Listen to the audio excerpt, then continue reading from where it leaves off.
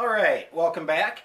And today, this is part one. We're going to do a part two where we get in depth to their prayers for relief and going to find out how silly a lot of that is, at least in my mind. But today we're discussing Peter Lanpher and Penny Rogers lawsuit number 27 CV 177166 in Hennepin County, Minnesota. And we're looking at their counts right now and what they wanted to do. Now, they're represented by John Hennon, who claims he's a 30-year lawyer and just can't wait to retire after this case. But once we look at this case, we're really going to, at least I do, question his experience and his ability as a lawyer. So let's just page through it quick. Now, here's their original complaint. You know, Pete Lanpher, Penny Rogers, and all that. And we get to page 2, and we get to count 1, trespass. Now, before we even get into that, I got to say this again. Go Green Energy has nothing to do with anything on our private property. And Mr. John Hennon even said in court that the only reason they included Go Green Energy in this lawsuit was just in case the Nygaards tried to be tricky and say it was Go Green Energy. So that's the only reason Go Green Energy is in this suit, and now it's got an order against it, a judgment against it, which is crazy. But it's all because of this supposed 30-year lawyer. He didn't say he threw it in there because he had evidence that Go Green Energy had anything to do with it. He has not produced any evidence that Go Green Energy has done anything, but he threw them in here, and my firm belief is they want to keep my business from succeeding in doing business, and this is one way they're doing it. My opinion. Anyways, we're getting to count 1. Count 1 is trespass. Now I'm going to go through this in a minute and summarize what we're reading here. Count 1 is trespass. We page through. And go to that. Where's count 2? Public and private nuisance. Count 2. That's on page 7. And then we keep going. What's our next count? Count 3, harassment. Count 3, harassment. And count 4, the City of Orono. So they have 4 counts in here. Now, it's interesting because a lot of this has been dismissed. And we're going to talk about that right now. And we see it's all in here, and the words are here, but it's just going to be a lot easier if I summarize. Okay. Something else we're also going to talk about at the end, there's that. But now, they have gotten Orono to file a contempt claim against us.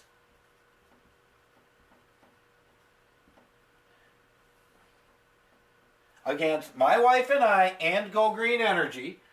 And these people think that they get to participate in the supposed contempt claim between Orono and I.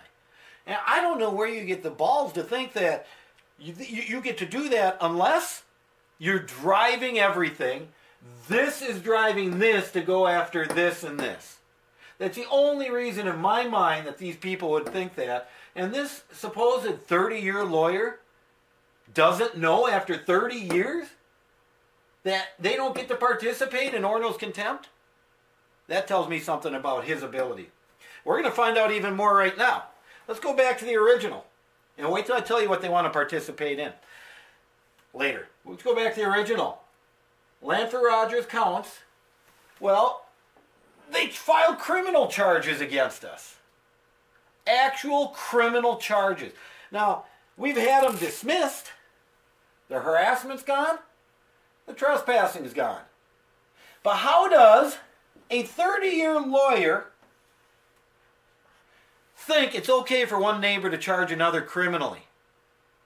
Unless, what I was right, is this is driving this to do this. Right? Because the ultimate goal, of course, it always has been to get me in jail. If my wife has to go there too, well, that's her tough luck. So anyways, they filed actual criminal harassment charges. Now, they don't have one iota of one single word against my wife in any of this about harassment. They try to make a bunch of stuff up about me, which it is made up. But how do they think they can charge her with criminal harassment? That's the state's duty. Police are supposed to investigate, prosecutors charge, and the state prosecutes, okay? It's not neighbors filing charges through their lawyer, which is what happened here. So, the harassment is gone. Now, why the court even entertained it, I don't understand. The trespassing. They tried to charge us once again with criminal trespassing. How does a 30-year lawyer not know that you cannot charge your neighbors criminally? Next, after these, okay, we get to public nuisance. What is public nuisance? And that's public. Which means, one more time, it takes an investigation by authorities, a charge by a prosecutor, and prosecution by the state. Something this 30-year lawyer, John Hennon, doesn't seem to understand. Boom, that one's gone too. So the biggest charges, biggest claims they filed against my wife and I and Go Green Energy have been dismissed. What do they have left now? Private trespassing and nuisance. Okay, and I've made videos about their supposed nuisance, the turbine on the house. I mean, between you and me, this is all made up bluster and blunder. You know, and when they did come do a survey, I'll admit, there might have been a piece or two along the line, an inch or two over, but nothing worth a huge lawsuit that takes 2 years. Now, the only other important things the neighbors had going was their claims against Orono. They sued Orono for a writ of mandamus to enforce Orono, to enforce the codes against our property. They also filed for injunctive relief. Now, I'm going to put these up for you to see. Injunctive relief to enforce all ordinance code provisions related to all items. Basically, their goal with this, because Orono's claim they only have $2,000 a year for code compliance, is to get Orono to spend every penny they have on code compliance watching the Nygaards. You never know. Nygaards might put up a basketball hoop, might put up a flag, might put up a no trespassing sign, or you know what else the Nygaards might do? They might hang their damn clothes outside where people can see them. We can't have that. Not around here. But here's the fun part about this. Their thing against Orono. Look at this. Boom. Dismissed. Dismissed. That was all dismissed. And the reason it was dismissed, and Orono filed something right away stating this. Now, Orono waited 18 months to file their motion to dismiss.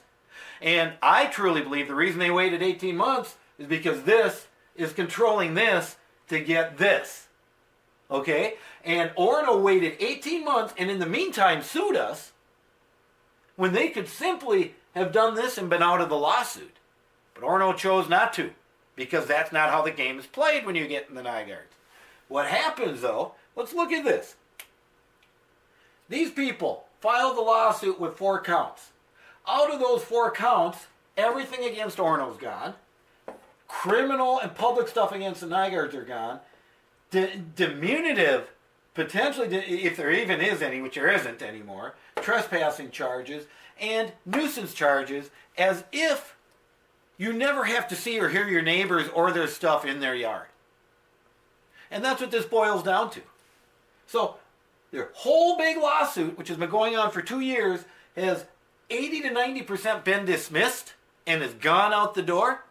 And this 30-year lawyer keeps saying in court, he lies to the court every time he says this phrase, well, Nygaards are trying to hijack our nice little nuisance claim. Okay, well, here's your nice little nuisance claim. But unfortunately, Mr. Hennon, you did this, and this, and this, and this, and this, and this. Thus, it's not a nice little nuisance claim. It's a big blown up thing meant to fool and trick the courts, which it did very well, because I don't see how the judges, I mean, they're letting them get away with this. So, most of it's gone. Now let's get to this contempt stuff. Orono's filed for contempt, and I talked about this for our firewood pile and a windsock and outdoor storage of dock equipment on our lakeshore lot. And a few other, and they're not happy that we followed the order as they wrote it and the judge copy and pasted it. And believe it or not, Orono actually tried to correct it once and corrected a minor thing, but never fixed anything else they thought was wrong. So that's why now, but because Orono never requested the wind turbine on the house to be removed, or we have a storage shed over here that was there before well before the neighbors moved in and was approved on a city council resolution as part of our structural coverage in that location, so that shed is legal. The neighbors now have filed a brief wanting during the contempt removal of the house turbine and removal of the shed. Well, what? Like I said, who says they get to play this game? Because they don't. It's none of their business. But how are they asking for stuff the judge didn't even rule on? And in fact, these people and the 30-year lawyer filed a summary judgment for this trespassing and nuisance, which these are a part of. And the judge dismissed their summary judgment and said we have to go to trial on this stuff. So they already asked the judge to get rid of these things, and he said no. And now this 30-year lawyer is back at it again, even though the judge just said no, and asking to have it again. And here's why they're doing this: because it costs us money, because it makes us look bad, and because it's going to take our time and drive us nuts. That's what, in my opinion, 30-year lawyer is doing. And, you know, if you ask me, him retiring can only help the legal profession, because this convoluted mess that he filed supposedly in good faith, I mean, how do you file criminal charges against your neighbors in good faith? It's not. These people should all be investigated, and these people should all be prosecuted just by looking at this write-up.